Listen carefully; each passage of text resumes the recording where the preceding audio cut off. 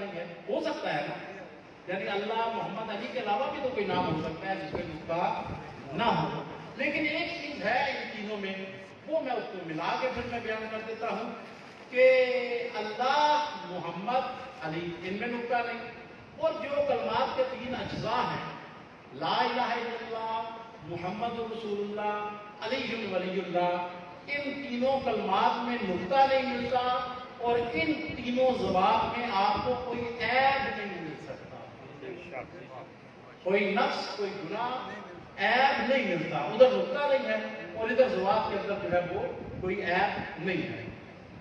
یہ سب سے پہلے بنیاد تو توحید ہے، ایک دفعہ مل کے سے بات پڑھ لیجیے۔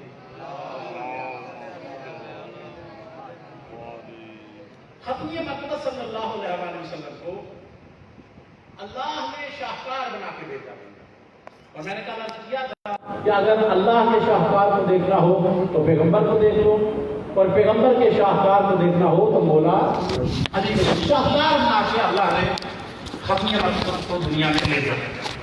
بڑا مشکل کام تھا لا الہ الا اللہ کا اعلان کرنا، ہمت پیغمبر کی کہ ان کے سامنے جو 360 خداؤں کے ماننے والے ہیں، کہا گیا کہ آپ اعلان کرتے ہیں قولوا لا الہ الا اللہ تفلحوا، کہ کہو لا الہ الا اللہ تم لوگ فلاح پا جاؤ۔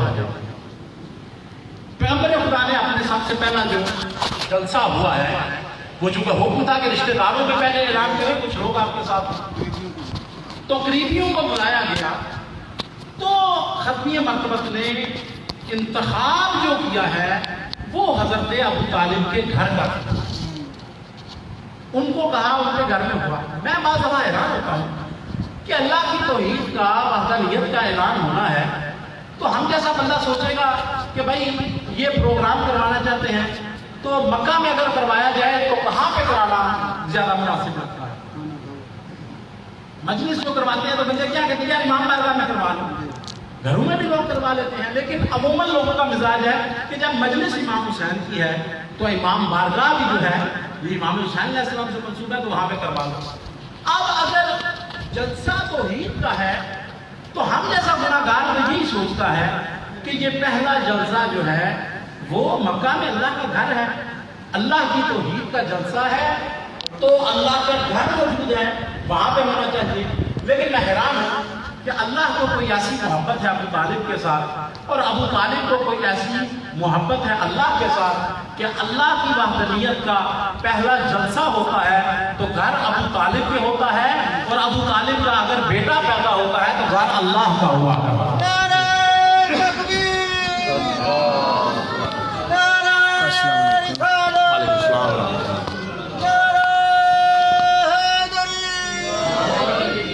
مگر پیغمبر خدا جو ہیں انہوں نے جلسہ رکھا ہے حضرت ابو طالب کے گھر میں، اور اگر بندہ سوچنا چاہے تو یہیں سے ان کے ایمان کا فیصلہ ہو جاتا ہے۔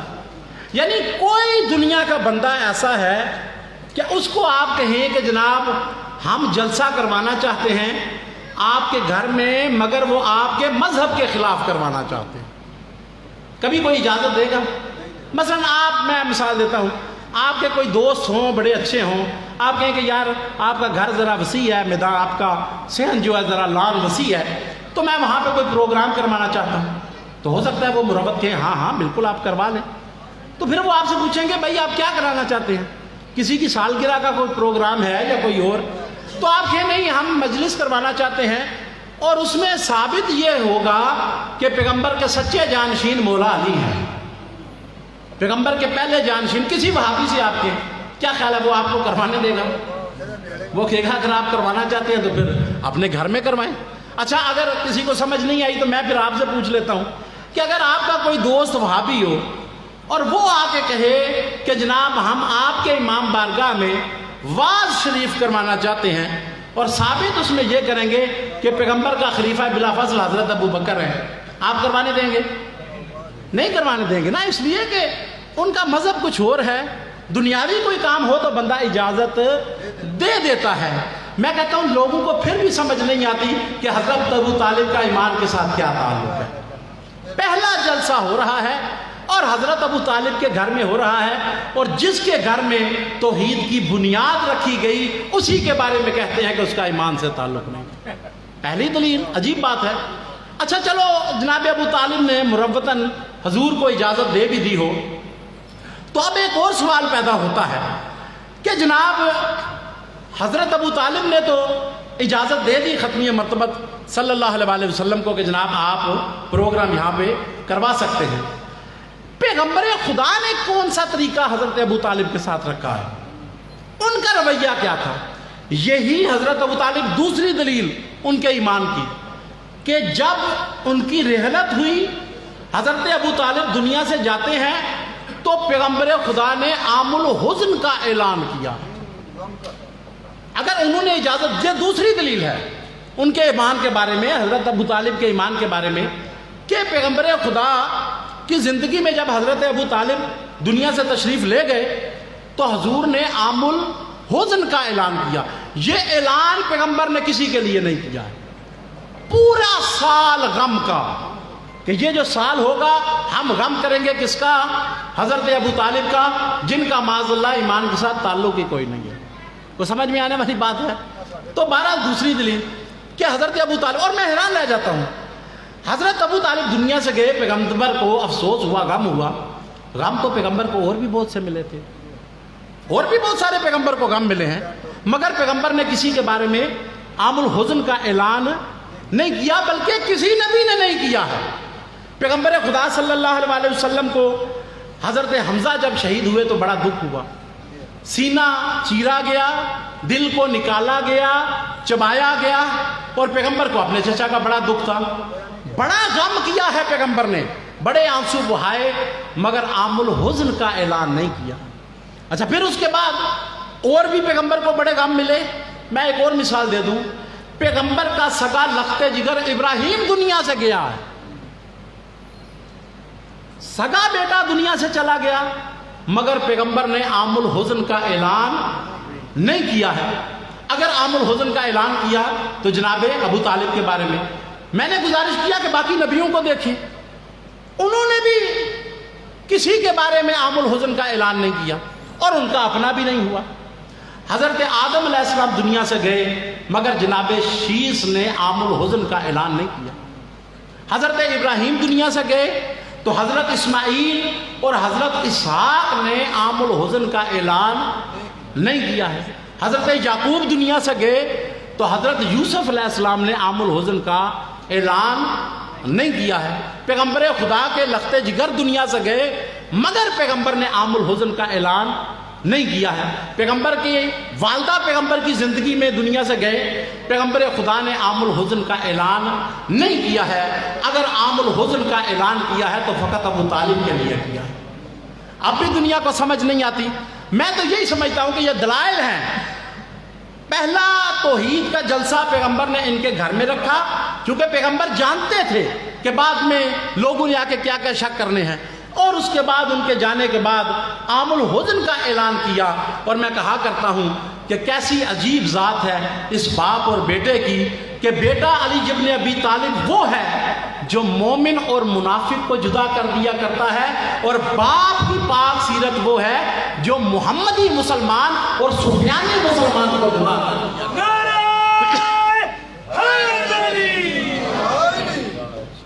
آپ کو پتہ چل جائے گا کہ جو بندہ بات کر رہا ہے، جو شک کر رہا ہے، یہ محمدی مسلمان ہے یا سفیانی مسلمان. تو توحید کی بنیاد رکھی. اسی خدا نے، میں نے کہا کہ پیغمبر کی صورت میں ہمیں شاہکار عطا کر دیا. خدا کا کام مکمل ہو گیا، بہترین ہادی ہمیں پیغمبر کی صورت میں عطا ہوا. دوسرا کام پیغمبر کا تھا، 4 کام: یتلو علیہم آیات ویزکیہم ویعلمہم الکتاب والحکمہ. 4 کام پیغمبر خدا نے اپنے چاروں کے چاروں کام مکمل کر دیا. آگے میں کل کچھ میں نے بیان کیا تھا، تھوڑا سا اور آگے لے چلتا ہوں. اب اس کے بعد ہمارے کام شروع ہوئے. پہلا کام تو یہ ہمارے ذمہ لگا کہ پیغمبر خدا کے نام کا اکرام کرنا ہے. ان کے نام کا اکرام کرو. ان کا نام اس طرح سے نہیں لینا جیسے دوسرے لوگوں کا لینا ہے. ان پہ درود و سلام کو پڑھنا ہے. دور سے پڑھو گے تو کل میں نے حدیث بیان کی تھی، دور سے پڑھو گے تو فرشتے ان تک پیغام پہنچا دیں گے، اور اگر حرم میں جا کے پڑھو گے تو پیغمبر فرماتے ہیں کہ میں خود سن لیا کرتا ہوں. یعنی دور سے بھی پڑھا جا سکتا ہے، اور جو پیغمبر کی زیارت کے لیے جائے وہ وہاں پر بھی درود و سلام پڑھ سکتا ہے۔ مگر یہاں پر بھی مسلمانوں میں عجیب کشمکش ہے۔ سارے مسلمان ہمارے ساتھ شامل ہیں کہ پیغمبر خدا کے اپنے گھر میں بیٹھ کے بھی درود پڑھو اور ان کی زیارت پہ جب جاؤ تو وہاں پر بھی درود پڑھو، مگر جناب ابن تیمیہ اور عبد الوہاب یہ دونوں بیان کرتے ہیں کہ پیغمبر کی زیارت کے لیے جانا ہی حرام ہے۔ پیغمبر کی زیارت کے لیے جانا حرام ہے، جبکہ ہم تو اسے ثواب، ہر بندے کا اپنا عقیدہ ہے، ٹھیک ہے، وہ جس کو بہتر سمجھے۔ اچھا جناب، پھر پیغمبر کی زیارت کے لیے نہیں جانا چاہیے؟ وہ کہتے ہیں کہ زیارت کی نیت سے نہ جاؤ۔ اگر کوئی بندہ وہاں جانا چاہتا ہے، مسجد نبوی کی نیت کرے کہ میں مسجد نبوی کی زیارت کے لیے جا رہا ہوں، کہ وہاں جاؤں گا، جا کے نماز پڑھوں گا، اللہ مجھے اجر دے گا۔ مسجد نبوی کی نیت کے لیے بندہ جائے، چلو پھر زیارت بھی ہو جائے تو کوئی حرج نہیں۔ لیکن اگر بندہ یہاں سے نیت کر کے جائے کہ میں پیغمبر خدا کی زیارت کے لیے جا رہا ہوں تو یہ فعل حرام ہے۔ اب سوال یہ پیدا ہوتا ہے کہ اگر مسجد کے لیے جانا ہے تو مسجدیں تو اور بھی بہت ساری ہیں، تو مسجد تو مدینے کی مسجد میں چلے جائیں، یہاں پر کسی جہاں معین الدین پور کی مسجد میں چلے جائیں۔ سوال یہ پیدا ہوتا ہے کہ مسجد نبوی میں جو کہا گیا کہ ایک روایت کے مطابق کہ وہاں پہ نماز پڑھنے کا ثواب 50,000 نمازوں کا ہے، اور ایک روایت کے مطابق 1,00,000 نمازوں کا اجر ملتا ہے، تو مسجد تو یہاں پہ بھی ہے، یہ اجر جو اتنا بڑھ گیا یہ کس کی وجہ سے بڑھ گیا؟ یہ کس کی وجہ سے اس مسجد کا احترام ہے؟ اور اگر سمجھ نہیں آتی تو میں کہتا ہوں مسجد کا نام ہی پڑھ لو، مسجد النبی، مسجد نبوی۔ کس کی مسجد ہے؟ نبی کی۔ اس کا مطلب ہے اس مسجد کا جو احترام ہے وہ پیغمبر کی وجہ سے ہے، اور جس کی وجہ سے احترام بڑا ہے اس کی زیارت کرنا حرام ہے۔ یہ عجیب قسم کی بات ہے، یعنی ہر وہ ذات کہ جس سے اللہ محبت رکھنے کا کہتا ہے اس سے محبت نہیں رکھنی۔ جبکہ اگر آپ ہماری روایات کو دیکھیں تو پیغمبر خدا صلی اللہ علیہ وسلم، امام جعفر صادق علیہ السلام ارشاد فرماتے ہیں،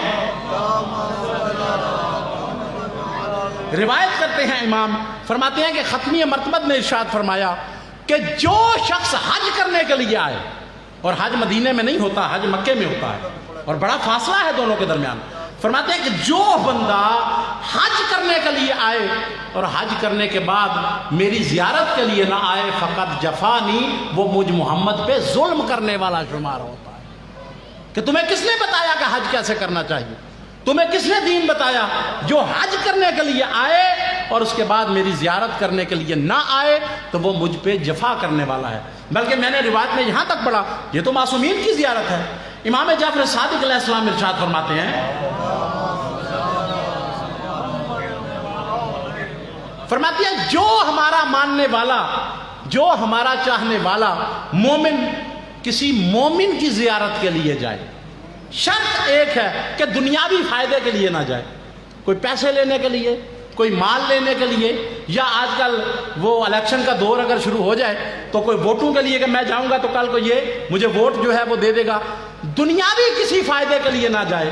فرماتے ہیں اگر کوئی ہمارا چاہنے والا مومن دوسرے مومن کی زیارت کرنے کے لیے جائے، اللہ اسے 14 معصومین کی زیارت کا اجر عطا کرے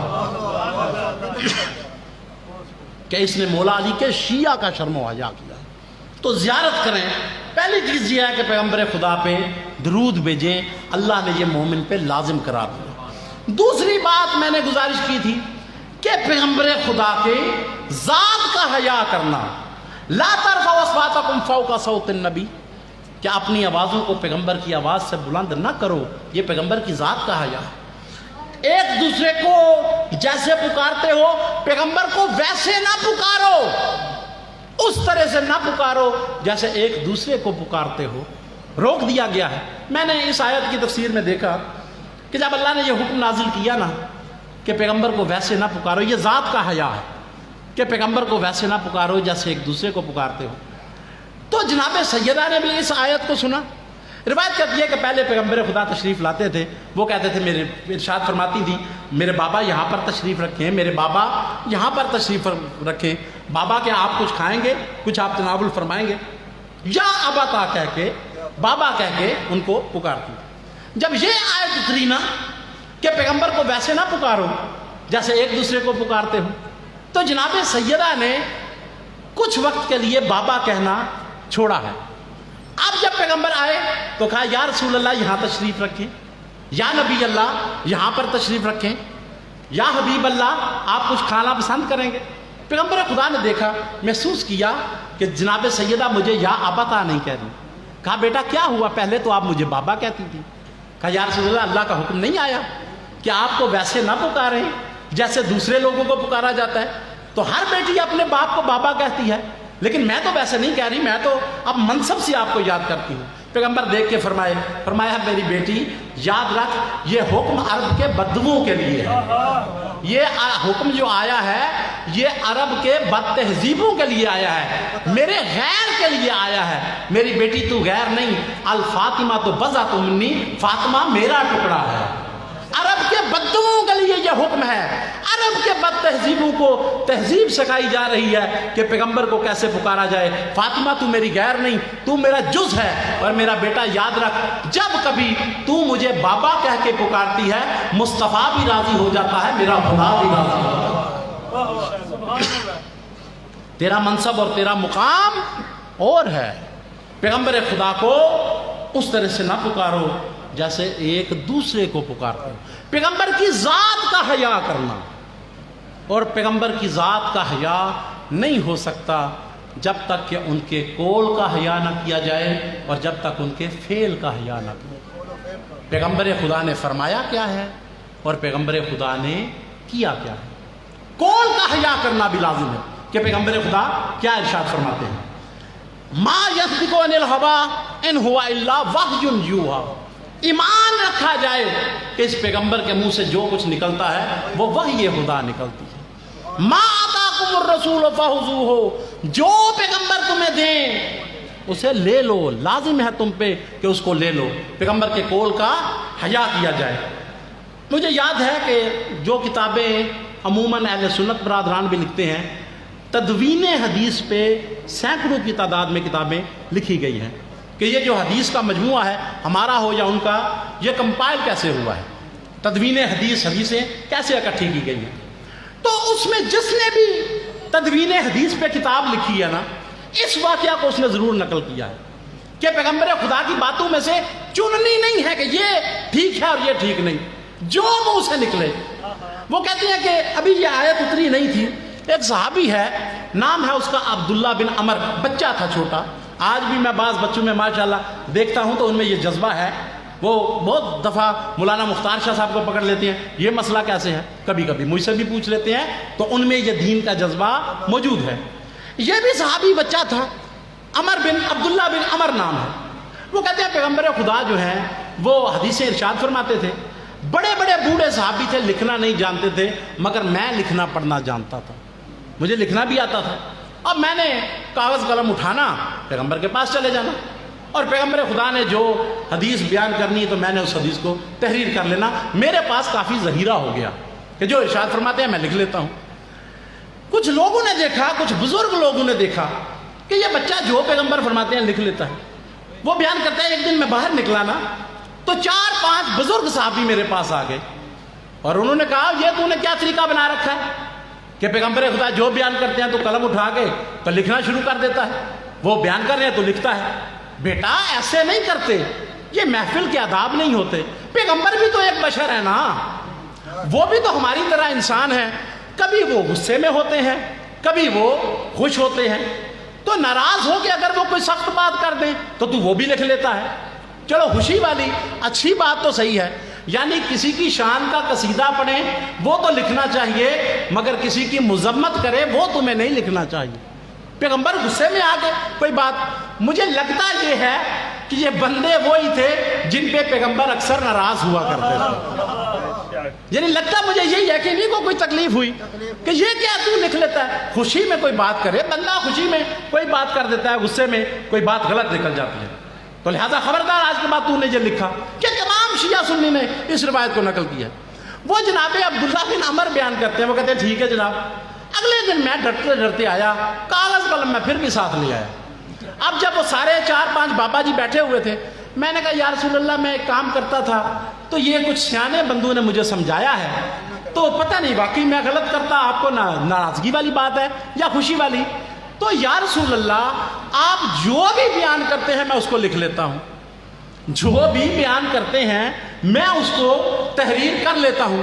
مگر یہ کہتے ہیں پیغمبر بھی تو ہماری طرح کے انسان ہی ہیں نا یار, کبھی غصے میں ہوتے ہیں, کبھی ناراض ہوتے ہیں, کبھی اچھی بات کرتے ہیں, کبھی کسی پہ ناراضگی کی بات کرتے ہیں. تو پیغمبر کی کچھ باتوں کو لکھ اور یہ جو ناراضگی والی باتیں ہیں ان کو نہ لکھ.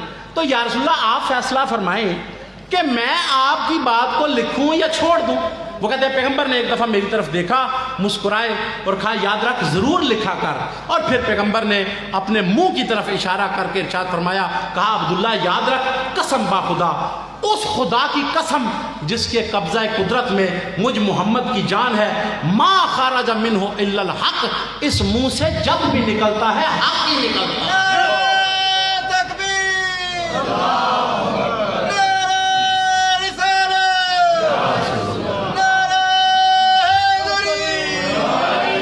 اس منہ سے جب بھی نکلتا ہے وہ حق ہی نکلتا ہے, حق کے سوا کچھ نہیں نکلتا. میں ان بندو جیسا نہیں ہوں, جب نکلے گا وہ حق نکلے گا. اور میں حیران ہو جاتا ہوں, یعنی پیغمبر نماز کی بات کریں گے تو کیا وہ حق ہے کہ نہیں ہے؟ نماز کی بات کریں اقیموا الصلاۃ تو وہ بھی حق ہے. پیغمبر کہیں کہ آتوا الزکوٰۃ تو وہ بھی حق ہے. پیغمبر کہیں حج کرو تو وہ بھی حق ہے. پیغمبر کہیں غریبوں کی مدد کرو تو وہ بھی حق ہے. پیغمبر کہیں کسی کی مدد کرو تو وہ بھی حق ہے. پیغمبر کہیں فلاں بندے سے دور ہو جاؤ تو وہ بھی حق ہے. پیغمبر کہیں کہ فلاں بندے سے محبت رکھو تو وہ بھی حق ہے. پیغمبر جب بھی بیان کرتے تھے وہ حق بیان کرتے تھے. لیکن میں کہتا ہوں پتہ نہیں اس دن پیغمبر کے منہ سے کتنا بڑا حق نکلا تھا جب فرمایا تھا الحق ما علی و علی و ما الحق. جو بھی پیغمبر ارشاد فرمائیں اس میں پس و پیش نہ کرو. بنی اسرائیل کی گائے والا حساب نہیں ہے, جو کہا خاموشی سے کر دو تو فائدہ ہے. بنی اسرائیل کی گائے کا مسئلہ پتہ ہے نا آپ کو, حکم ہوا تھا کہ گائے کو ذبح کر دو. اب انہوں نے, وہ بندے تھے بنی اسرائیل کے, انہوں نے کہا جی وہ گائے کیسی ہونا چاہیے, کیسی گائے, مال ہو نہ ہو, بزرگ بیان کر رہے ہیں, اس کا رنگ کیسا ہو. انہوں نے کہا جی رنگ کیسا ہونا چاہیے, اچھا جوان ہو یا بوڑھی ہو, وہ جی ایسی ہو, اچھا وہ پہلے کام کرتی ہو یا نہ. شرائط بڑھتی چلی گئی. وہ پورے بنی اسرائیل میں سے ایک ہی گائے ملی اور وہ اتنی مہنگی ملی کہ اس کی کھال میں سونا اور جواہرات بھر کے دینا پڑا. معصوم فرماتی ہیں جب کہا گیا تھا نا گائے کو ذبح کرو تو کوئی سی بھی گائے ذبح کر دیتے, مردہ بول پڑنا تھا. لیکن جب پسو پیش کیا جائے, پسو پیش نہیں کرنا, اور لوگ کرتے رہے ہیں پیغمبر کے فرمان کے سامنے. اور پیغمبر پھر سمجھاتے تھے پسو پیش نہ کرو. بدر احد کی جنگ کے بعد پیغمبر خدا تشریف لائے ہیں واپس. اب احد کے میدان سے تھوڑا سا سفر ابھی کیا ہے, تو احد کے میدان سے آتے ہوئے ایک جگہ پہ پیغمبر نے پڑاؤ ڈالا. روایت کہتی ہے جب پڑاؤ ڈالا ہے نا پیغمبر خدا نے, تو پیغمبر نے کہا کہ لکڑیوں کو اکٹھا کرو, یہاں پہ ہم کچھ کھانا تناول کریں گے. لکڑیاں اکٹھی کرو تو کھانا بنے گا. ایک صحابی کھڑا ہوا, یا رسول اللہ صحرا میں کہاں سے لکڑیاں ہیں؟ بھائی پہلے تو سوچنا چاہیے پیغمبر نے کوئی کیکر کی لکڑیاں نہیں کہی ہیں کہ جو یہ ملتی ہیں کہ جی ایک من اتنے کا, وہ لکڑیاں تو ظاہر پیغمبر نہیں, حکیم بول رہا ہے نا. وہ پیغمبر نے ارشاد فرمایا کہ لکڑیوں کو اکٹھا کرو. یا رسول اللہ یہاں پہ لکڑیاں کیسی ہیں؟ فرمایا تم جاؤ, چھوٹی چھوٹی لکڑیاں اور تنکے مل جایا کرتے ہیں. چھوٹی چھوٹی لکڑیاں اور تنکے ہمارے لیے کافی ہوں گی. اب ظاہر ہے کہ ایک بڑا لشکر تھا, اب پتہ نہیں 500 بندہ اٹھا ہے کہ 1000 بندہ اٹھا ہے, وہ سارا چلا گیا 15-20 منٹ میں. اب ہر بندہ اتنی اتنی بھی لکڑی لائے تو ایک بہت بڑا ڈھیر بن گیا, اکٹھا کر دیا بہت بڑا ڈھیر. تو یا رسول اللہ یہ تو معجزہ ہو گیا, اتنی لکڑیاں اکٹھی ہو گئیں, کئی وقت کا کھانا بن سکتا ہے. پیغمبر خدا نے دیکھ کے ارشاد فرمایا کہ گناہ کی حالت بھی یہ ہوتی ہے بندہ بعض دفعہ کہتا ہے چھوٹا سا گناہ ہے کوئی بات نہیں میں کر لیتا ہوں، پھر کہتا ہے چھوٹا سا گناہ ہے کوئی بات نہیں کر لیتا۔ جب بار بار کرتا رہتا ہے وہ گناہوں کے تنکے اکٹھے ہوتے رہتے ہیں، میدان حشر میں تنکوں کا بڑا پہاڑ بن جائے گا، تنکوں کا پہاڑ بن جاتا ہے۔ پیغمبر خدا کی بات کا شرم و حیا کرو، جو کہا ہے خاموشی سے کر دو۔ پہلی چیز تو یہ ہے کہ جو پیغمبر فرمائے ان کی بات کا حیا کرو۔ دوسرا، جو پیغمبر نے کیا ہے اس کا بھی بندے کو اکرام کرنا چاہیے کہ پیغمبر خدا نے کیا کیا ہے۔ لَقَدْ كَانَ لَكُمْ فِي رَسُولِ اللَّهِ أُسْوَةٌ حَسَنَةٌ، کہ جو پیغمبر نے کیا تمہیں وہ قبول کرنا ہے۔ اور اس آیت کے ذیل میں ایک واقعہ پیش کر دوں کہ تاریخ میں اسی آیت کے ذریعے سے علی کی ایک شیعہ نے مناظرہ کیا تھا بہت بڑے عالم کے ساتھ۔ مناظرہ بہت بڑا تھا مگر وہ 1 منٹ سے بھی پہلے ختم ہو گیا تھا۔ لَقَدْ كَانَ لَكُمْ فِي رَسُولِ اللَّهِ أُسْوَةٌ حَسَنَةٌ، علی کی ایک شیعہ نے مناظرہ کیا۔ ہارون الرشید کے دور میں ایک شخص ہے ابراہیم بن خالد، نام کیا ہے اس کا؟ ابراہیم بن خالد اس کا نام ہے۔ بہت بڑا عالم، بہت بڑا فقیہ۔ تاریخ کہتی ہے کہ وہ پہلے تو دوسرے فرقوں کے ساتھ گفتگو کرتا رہا اور پھر وہ آ گیا ہے شیعوں کی طرف، اس نے اپنا رخ کیا اور وہ کہنے لگا یہ شیعوں نے جو بنا رکھا ہے نا، دلائل دیتے ہیں کہ جناب علی خلیفہ بلا فصل ہیں، کوئی دلیل نہیں ہے اس کی۔ اب ایک دن بات کی، دوسرے دن کی، 6 مہینے سال ہو گئے کہ وہ جناب دلائل دیتا ہے کہ مولا علی خلیفہ بلا فصل نہیں ہے۔ ایک مولا علی کے چاہنے والی ہے، شیعہ ہے، نام ہے حسنیہ، حسنیہ اس کا نام ہے، حسنیہ۔ اتنا بڑا عالم کہ جو اس دور میں صف اول کے علماء ہیں ان میں شمار ہوتا ہے، اور جب دلائل دیتا ہے لوگ حیران رہ جاتے ہیں کہ کیسی کیسی دلیل ہے کہ علی خلیفہ رسول نہیں ہے۔ یہ حسنیہ کو پتہ چلا، اس نے کہا ٹھیک ہے کبھی بات کریں گے، اس کے ساتھ بھی گزرتے ہوئے۔ یہ آج بھی، پہلے دور میں بھی یہ رسم تھی، آج ایران میں بھی ہوتا ہے کہ اگر 2-4 علماء ابا ماما پہن کے بیٹھے ہیں تو کسی مستور کو کوئی مسئلہ ہونا تو وہ پاس سے گزرتے گزرتے کہتی ہے کہ آغا فلاں مسئلے کا کیا جواب ہے، اور وہ اسی طرح سے گفتگو کرتے کرتے درمیان سے کہہ دیتے ہیں کہ اس کا یہ حل ہے، اور وہ چلی جاتی ہے۔ یعنی عام طور پہ بندوں کو پتہ بھی نہیں چلتا کہ اس نے کوئی بات کی ہے، نہ وہ دیکھتی ہے نہ وہ، پاس سے گزرتے ہوئے۔ اب یہی حال حسنیہ نے کیا ہے، بالکل 30 سیکنڈ کا مناظرہ ہے۔ اب یہ بیٹھا ہوا ہے اور مجمع عام لگا ہوا ہے، چوراہے پہ بیٹھ جاتا تھا، سینکڑوں لوگ بیٹھ جاتے تھے اور دلائل ہو رہے ہیں کہ پیغمبر کا خلیفہ بلا فصل علی نہیں فلاں ہے۔ اب یہ حسنیہ بھی اس پاس سے گزری، گزرتے ہوئے کہتی ہے کہ 3 سطروں کے 3 سوال ہیں۔ علامہ صاحب، میں ایک سادی سی بدو عورت ہوں اور گھر کے کام کاج کرنے والی، میں عالمہ بھی نہیں ہوں، 3 سطروں کے جواب ہیں، آپ بالکل جلدی سے جواب دے دیں تو میرا مسئلہ حل ہو جائے گا۔ اس نے کہا ہاں جلدی سے پوچھ لیں۔ کہتی ہے جی پہلا میرا سوال یہ ہے کہ مجھے بیان کریں کیا پیغمبر نے کسی کو اپنا جانشین مقرر کیا تھا؟ کسی کو پیغمبر نے اپنا جانشین مقرر کیا تھا؟ کہنے لگے جی کہ نہیں، یہ جھوٹ کہتے ہیں شیعہ کہ جناب مولا علی کا بازو پکڑا اور اعلان کیا، کوئی پیغمبر نے کسی کو جانشین مقرر نہیں کیا۔ کہنے لگے جی ٹھیک ہو گیا۔ دوسرا سوال، یہ 5 سیکنڈ کا 1 سطر کا سوال ہے۔ دوسرا سوال میرا یہ ہے، کیا حضرت ابو بکر نے کسی کو اپنا جانشین مقرر کیا تھا؟ توجہ کریں اس بات کی طرف، کیا پیغمبر خدا نے مقرر کیا؟ جی کسی کو نہیں کیا۔ دوسرا سوال، کیا حضرت ابو بکر نے بھی کسی کو اپنا جانشین مقرر کیا تھا؟ دیکھ کے کہتا ہاں انہوں نے حضرت عمر کو مقرر کیا تھا۔ کہا بالکل ٹھیک ہے۔ اب میرا آخری سوال یہ ہے، بس مجھے اتنا بتا دے، پیغمبر نے اپنا جانشین نہ مقرر کر کے غلط کیا تھا کہ حضرت ابو بکر نے اپنا جانشین مقرر کر کے غلط کیا؟ پیغمبر نے مقرر نہ کر کے غلط کیا کہ حضرت ابو بکر نے کر کے اپنا مقرر کر کے غلط کیا تھا۔ لَقَدْ كَانَ لَكُمْ فِي رَسُولِ اللَّهِ أُسْوَةٌ حَسَنَةٌ، اگر پیغمبر خدا اپنا جانشین مقرر نہیں کرتے تو کائنات میں کسی کو حق نہیں ہے کہ اپنا جانشین مقرر کرے۔ اچھا، اب آگے روایت کے لفظ یہ ہیں کہ یہ تو مسئلہ حل ہو گیا، وہ چلی گئی، اب گھنٹہ بیٹھا ہے جواب نہیں دیتا ہے۔ ابراہیم بن خالد بیٹھا ہے، اب کوئی تو جواب دے، پہلے 2 سوالوں کے جواب دیے، سچ دیے جھوٹ دیے، اب جواب دے۔ ابراہیم سے کسی نے پوچھا کہ اے ابراہیم آپ جواب کیوں نہیں دیتا؟ کہتا ہے کہ اس نے کہا ہے کہ پیغمبر نے غلط کیا، مقرر نہ کر کے پیغمبر نے غلط کیا یا مقرر کر کے حضرت ابو بکر نے غلط کیا۔ میں پریشان ہوں کہ اگر کہتا ہوں کہ حضرت ابو بکر نے غلط کیا تو سنیت سے جاتا ہوں، اگر کہتا ہوں کہ پیغمبر نے غلط کیا تو ایمان سے جاتا ہوں۔ لقد کان لکم فی رسول اللہ اسوۃ حسنہ۔ اب میرے بھائیوں ایک کام تو اللہ کا تھا، ایک پیغمبر خدا کا تھا، ایک اس امت کا تھا۔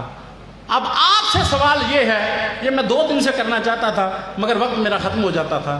اب آپ سے سوال یہ ہے کہ پیغمبر کا فعل اور قول کا حیا ہم نے بھی کرنا ہے کہ نہیں کرنا؟ یا اس دور کے لوگوں کے لیے تھا کہ بھائی جو پیغمبر کے پاس بیٹھتے ہو، اگر اچھے کام کیے تو رحمت اللہ، اگر برے کام کیے تو لعنت اللہ۔ کیا یہ ہم نے بھی پیغمبر کے قول کا حیا کرنا ہے کہ نہیں کرنا ہے؟ ان کے فعل کا بھی حیا کرنا ہے کہ نہیں کرنا ہے؟ جو پیغمبر خدا نے ارشاد فرمایا ہے تو اس کا حیا کرنا ہے۔ تو کبھی تو اس بانی سے بھی جا کے سوال کر، جیسے حسنیہ نے سوال کیا تھا کہ پیغمبر نے غلط کیا یا اس نے غلط کیا ہے، کبھی تو اس بانی سے جو ایسے بندے کو لاکھ روپیہ دے کے لاتا ہے، جو ثابت کرتا ہے کہ معبود 14 ہیں، کوئی تو مومن جرت کر کے سوال کرے کہ پیغمبر نے ارشاد فرمایا تھا لا الہ الا اللہ، اللہ کے سوا کوئی معبود نہیں، تیرا خطیب کہتا ہے کہ 14 معبود ہیں، اب مجھے بتا ایک معبود کا کہہ کے پیغمبر نے غلط کیا تھا یا تیرا خطیب جھوٹ بولتا ہے؟ وہ کبھی تو کسی بانی سے جا کے پوچھو کہ کیوں پیغمبر کے خلاف ہو گئے ہو، اور اگر تو بے نمازی ہے یا تیرا پڑھنے والا بے نمازی ہے اور اس کے بعد تعویلیں کی جاتی ہیں، وہ جناب کوئی بات نہیں، نماز کی قضا ہوتی ہے، مجلس کی قضا نہیں ہوتی، پورے دن کے جلسے ہو رہے ہیں اور اس کے بعد مجلس کا وقت نہیں ملتا۔ کبھی تو کوئی مومن پوچھے کہ امام حسین کا وہ جہاد ہے جس کا مقابلہ کوئی نہیں کر سکتا، وہ امام حسین کا جہاد، کربلا کا جہاد، اس جہاد کو امام نے روکا اور اول وقت پہ نماز پڑھی، اور تیرے جلسے میں نماز کا وقت نہیں۔ مجھے بتا کہ امام نے غلط کیا ہے یا تو غلط کر رہا ہے؟ اور یہ دنیا کی ہر بدماشی کا حل ہے۔ جس بندے کو دیکھو کہ اسلام کے خلاف چلتا ہے، اسلام کے عقائد کے خلاف چلتا ہے، اسلام کے فروعات کے خلاف چلتا ہے اور ڈٹ جاتا ہے، معصوم کی مثال پیش کرو اور کہو اتنا بتا دے کہ تو غلط ہے یا معاذ اللہ اللہ نے معصومین کو غلط کرنے پہ کہہ دیا۔ برائے صحت و سلامتی علماء حق بلند تر سلامات۔ تو لہٰذا جو ہے میرے بھائیوں، ہمیں کوشش کرنی چاہیے کہ پیغمبر کے قول کا بھی حیا کریں اور پیغمبر کے فعل کا بھی حیا کریں، اور سنت کے بارے میں پوری تاریخ کو اکٹھا کر کے کہہ رہا ہوں، اور اگر کسی مومن کو اس سے اختلاف ہو وہ بعد میں مجھ سے بات بھی کر سکتا ہے کہ پیغمبر کے قول اور فعل جس کو سنت کہتے ہیں، قسم با خدا کائنات میں 3 تعلق ہیں علی کے سنت کے ساتھ، 3 تعلق ہیں علی کے سنت کے ساتھ۔ ایک، علی ابن ابی طالب سنت کا سب سے بڑا عالم ہے، پہلا تعلق، کوئی علی سے بڑا سنت کا عالم نہیں ہے، کوئی نہیں، اس لیے کہ مولا علی کا سب سے زیادہ وقت پیغمبر کے ساتھ گزرا ہے۔ کسی بندے کا وقت اتنا پیغمبر کے ساتھ نہیں گزرا جتنا مولا علی کے ساتھ۔ اور میں اب وقت نہیں ہے، میں ایک جملہ کہہ دوں تاکہ آپ کے اذہان قریب ہو جائیں، مولا علی کا کتنا وقت پیغمبر کے ساتھ گزرا ہے۔ میرے بھائیو یاد رکھیے، جب مولا علی دنیا میں تشریف لائے تھے اور انہوں نے اپنی آنکھوں کو کھولا تھا تو گود مصطفیٰ کی تھی، اور جب مصطفیٰ نے آنکھوں کو بند کیا تھا گود مرتضیٰ کی۔ جتنا وقت مولا علی کے ساتھ گزرا کائنات میں کسی کے ساتھ نہیں گزرا۔ پہلا تعلق ہمارے مولا کا سنت کے ساتھ کہ علی ابن ابی طالب سنت کا سب سے بڑا عالم ہے۔ دوسرا تعلق سنت کے ساتھ کہ علی ابن ابی طالب کائنات میں سب سے زیادہ سنت پہ عمل کرنے والے ہیں، حکومت کو دھتکار دیتے ہیں مگر پیغمبر کی سنت کو چھوڑنے کو تیار نہیں ہوتے، سب سے زیادہ سنت پہ علی ابن ابی طالب عمل کرنے والے ہیں۔ اور میں امام موسیٰ کاظم علیہ السلام صلی اللہ علیہ وسلم سے کسی نے پوچھا تھا کہ مولا میں نے سنا ہے کہ مولا علی ہمیشہ اپنے دائیں ہاتھ میں انگوٹھی پہنتے تھے۔ امام موسیٰ کاظم سے کسی شیعہ نے پوچھا کہ میں نے سنا ہے کہ مولا علی ہمیشہ دائیں ہاتھ میں انگوٹھی، ہاتھ کی انگلیاں تو بائیں میں بھی ہیں نا، انگوٹھی تو اس میں بھی آ جاتی ہے، مگر مولا علی کے بارے میں سنا ہے کہ وہ ہمیشہ دائیں ہاتھ میں انگوٹھی پہنتے تھے. فرمایا بالکل برحق ہے. کہا جی ایسا کیوں ہے, دوسرے ہاتھ میں کیوں نہیں پہنتے تھے؟ امام موسیٰ کاظم نے 2 وجوہات بیان کی. فرماتے ہیں کہ علی ابن ابی طالب پہلی وجہ اس لیے دائیں ہاتھ میں انگوٹھی پہنتے تھے کیونکہ اللہ نے علی کو ان لوگوں کا مولا بنا کے بھیجا ہے جنہیں میدان حشر میں اعمال نامے دائیں ہاتھ میں عطا کیا. علی ابن ابی طالب وہ ہے جو صاحب اصحاب الیمین بھی ہے اور کائنات کا امام مبین بھی ہے. دائیں ہاتھ میں علی کے شیعوں کو اعمال نامے دیے جائیں گے, علی ان کے امام ہیں, دائیں ہاتھ میں انگوٹھی پہنتے ہیں. اور معصوم فرماتے ہیں کہ دوسری وجہ یہ ہے کہ علی دائیں ہاتھ میں اس لیے انگوٹھی پہنتے تھے چونکہ مصطفیٰ اپنے دائیں ہاتھ میں انگوٹھی پہنتے ہیں. علی سب کچھ کر سکتا ہے, سنت پیغمبر کے خلاف نہیں کر سکتا ہے. اور میرے بھائیو یہ دائیں ہاتھ میں انگوٹھی پہننا بڑی فضیلت ہے. پیغمبر خدا صلی اللہ علیہ وسلم تشریف فرما ہے, پیغمبر تشریف فرما ہے تو امیر المومنین بھی بیٹھے ہوئے ہیں, جناب جبریل بھی آ کر بیٹھ گئے. روایت میں ہے کہ پیغمبر خدا نے دائیں ہاتھ میں پہننے کے فضائل پڑھنا شروع کر دی. پہلے پیغمبر خدا نے ناخن کاٹنے کے فضائل بیان کیے, مونچھیں چھوٹی کرنے کے فضائل بیان کیے, اور ارشاد فرمایا کہ یاد رکھو جو بندہ جمعے والے دن اپنے ناخن کاٹتا ہے اور مونچھوں کو چھوٹا کرتا ہے تو اللہ اس کے ہر ناخن کے ذرے کے بدلے میں اس کو ایک غلام آزاد کرنے کا اجر عطا کرتا ہے. سبحان اللہ, مونچھیں چھوٹی کرنے کا اجر بتایا ہے, مگر آپ اتنے آستہ سے بولے ہیں جیسے میں نے داڑھی کی بات کر دی ہو. میں مونچھوں کی بات کر رہا ہوں, داڑھی کی بات نہیں کر رہا. تو بہرحال ایک بات تو یہ ہے کہ پہلے ناخن کاٹنے اور مونچھیں چھوٹی کرنے کا اجر عطا بتایا, پھر بیان کیا دائیں ہاتھ میں انگوٹھی پہننے کا اجر. پیغمبر اس کی یہ فضیلت ہے, اس کی یہ فضیلت ہے, اس کی یہ فضیلت ہے. جب پیغمبر بیان کر چکے نا کہ دائیں ہاتھ میں انگوٹھی پہننے کا اجر کیا ہے, تو جناب جبریل بیان کرتے ہیں کہ یا رسول اللہ آپ نے بڑے فضائل بیان کیے ہیں, اب میں جبریل آپ سے وعدہ کرتا ہوں کہ جو بندہ دل میں ایمان رکھتا ہو, اہل بیت سے محبت رکھتا ہو, اگر میدان حشر میں اعمال کی کچھ کمی کی وجہ سے پریشان ہوگا, اگر آپ نے دائیں ہاتھ میں آپ کی سنت سمجھ کے انگوٹھی پہنتا ہوگا, میں اس کا ہاتھ پکڑ کے اس کو وہاں پہنچا دوں گا جہاں پر ساقی کوثر بھی موجود ہوگا, مالک کوثر بھی, جہاں پر علی بھی موجود, آپ بھی موجود ہوں گے. میں اس کا ہاتھ پکڑ کے آپ کے پاس پہنچا دوں گا, اور جب آپ کے پاس پہنچ جائے گا تے شاہ جانے تے راہ جانے تے جانے یا علی, وہاں تک. جی ناک وہ روایت میں ہے کہ دائیں ہاتھ میں پہنے. بہرحال عقیق کے بھی بڑے فضائل ہیں, وہ الگ الگ سے ہیں. اب وہ میں نے عقیق بیچنے نہیں ہیں کہ میں ان کے فضائل پڑھوں, وہ سب کے ہیں. بہرحال انگوٹھی میرے بھائیو, سنت کو پہلی چیز تو یہ ہے کہ سنت کو سب سے زیادہ جاننے والے بھی علی ابن ابی طالب ہیں, اور سنت پہ سب سے زیادہ عمل کرنے والے بھی علی ابن ابی طالب ہیں, اور سنت پہ سب سے زیادہ اصرار کرنے والے بھی علی ابن ابی طالب. اپنی وصیت میں 2 چیزیں مولا نے ارشاد فرمائی. فرمایا تھا کہ کبھی شرک نہ کرنا, اور دوسرا فرمایا تھا دھیان رکھنا کہ پیغمبر کی سنتیں کہیں برباد نہ ہو جائیں. علی کو پیغمبر کی سنت سے بڑی محبت ہے. بس میرے بھائیوں قبلہ تشریف لے آئے, میں چند جملے مصائب کے پڑھ لوں آپ کے سامنے. اور آج میں مصائب پڑھنا چاہتا ہوں اس جوان کا کہ جس سے مولا حسین کو بڑی محبت تھی. عزادار روایت کہتی ہے کہ جناب علی اکبر آئے ہیں مولا کے پاس, اور آ کے کہا مولا حل لی من رخصہ, کیا مجھے بھی اجازت ہے کہ میں اللہ کے دین پہ قربان ہو جاؤں. روایت کہتی ہے کہ مولا نے ایک لمحے کا توقف کیا, دیکھا ہے, اور پھر اجازت دینے میں کوئی دیر نہیں کی.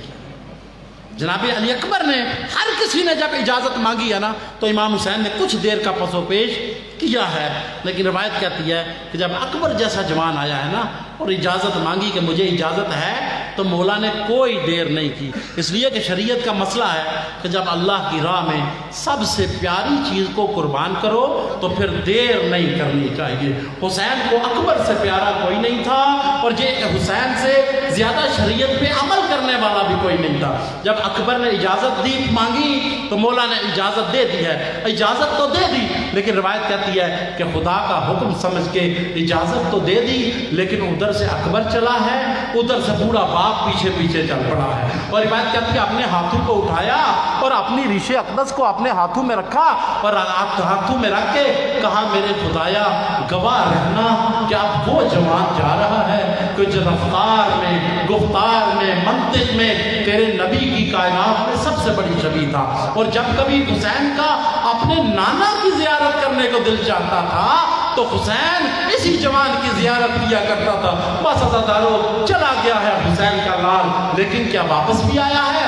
روایت کرتی ہے ہاں ایک دفعہ آیا ہے اور آ کے کہہ رہا تھا بابا ایک گھونٹ پانی کا مل سکتا ہے، ایک گھونٹ پانی کا مل سکتا ہے۔ بس عزادارو دیکھا، روایت کرتی ہے کہ پانی تو موجود نہیں تھا، اور مجھے وہ منظر یاد آتا ہے کہ جب جنگ صفین میں علی ابن ابی طالب کا لخت جگر جناب محمد ابن حنفیہ جنگ لڑنے کے لیے گئے ہیں، روایت کہتی ہے کہ حملے کرنے کے بعد کافی دیر لڑنے کے بعد جب واپس آئے تو مولا نے کچھ لوگوں کی یہ ڈیوٹی لگا رکھی تھی کہ جب بھی کوئی لشکر کا حصہ حملہ کر کے آئے، جب بھی کوئی دستہ لڑ کے آئے تو تمہارا کام اتنا ہے فقط اسے پانی سے سیراب کرنا ہے، تم نے جنگ نہیں لڑنی بلکہ مجاہدوں کو سیراب کرنا ہے۔ دستے لڑ لڑ کے آتے رہے اور گرمی کا موسم تھا، لڑ لڑ کے آتے رہے اور علی کے شیعہ ان کو سیراب کرتے رہے ہیں۔ روایت کہتی ہے کہ جب مولا کا لخت جگر، مولا کا بیٹا محمد ابن حنفیہ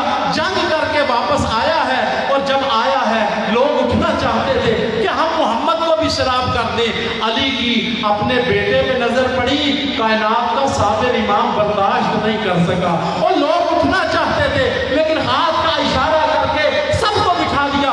روایت کہتی ہے دنیا نے دیکھا کائنات کا امام اٹھا اور اس طرف چلے ہیں جدھر پانی کے مشکیزے پڑے ہوئے تھے۔ علی ابن ابی طالب نے پانی کا مشکیزہ اٹھایا اور کہا آؤ میرا لال، دو زانو ہل کے بیٹھ جا، تیرا بابا تجھے سیراب کر دے، تیرا بابا تجھے سیراب کر دے۔ اب منظر کیا ہے کہ جیسا نمازی تشہد میں بیٹھتا ہے، جناب محمد ابن حنفیہ تشہد میں بیٹھے اپنے ہاتھوں کو بلند کیا، اور روایت کہتی ہے کہ علی نے ہاتھوں کے اوپر مشکیزے کے تسمے کو کھول کے پانی کو ڈالنا شروع کر دیا۔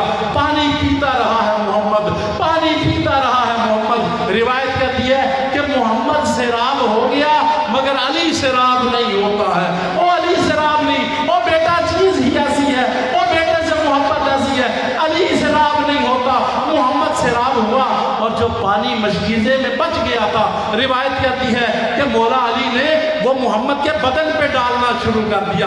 آؤ میرا لال، وہ تیرے ہتھیار گرم ہو گئے، وہ تیری زرہ گرم ہو گئی، تیرے بدن کو تکلیف دے رہے گی۔ مولا نے وہ پانی کا مشکیزہ محمد کے بدن پہ ڈال دیا۔ میں بس اتنا ہی کہتا ہوں مولا تیرا اپنے لخت جگر کو سیراب کرنا یہ اور منظر ہے، حسین کے اکبر کا پیاسا چلے جانا یہ اور منظر پیش کر رہا ہے۔ نہ پوچھ کہ مولا حسین کے دل پہ کیا گزری ہے، بس ضرب کھا کے پتہ اس وقت چلتا ہے جب ضرب کھا کے حسین کا اکبر زمین پہ آیا، آواز آئی او بابا میرا آخری سلام قبول ہو، او میرا آخری سلام قبول ہو۔ بس آواز آئی او میرا لال اکبر تیرے بعد میری زندگی کا کیف تو ختم ہو گیا، الگ دنیا بعد کلافا یا بنیا، اکبر تیرے بعد اب جینا بھی کیا جینا ہے۔ بس عزادارو آواز پہ چلے ہیں مولا، اور روایت کرتی ہے پہنچے ہیں اپنے اکبر کے لاشے پہ، جب پہنچے جناب اکبر کے پاس پہنچے ہیں اور آئے ہیں تو کس حالت میں؟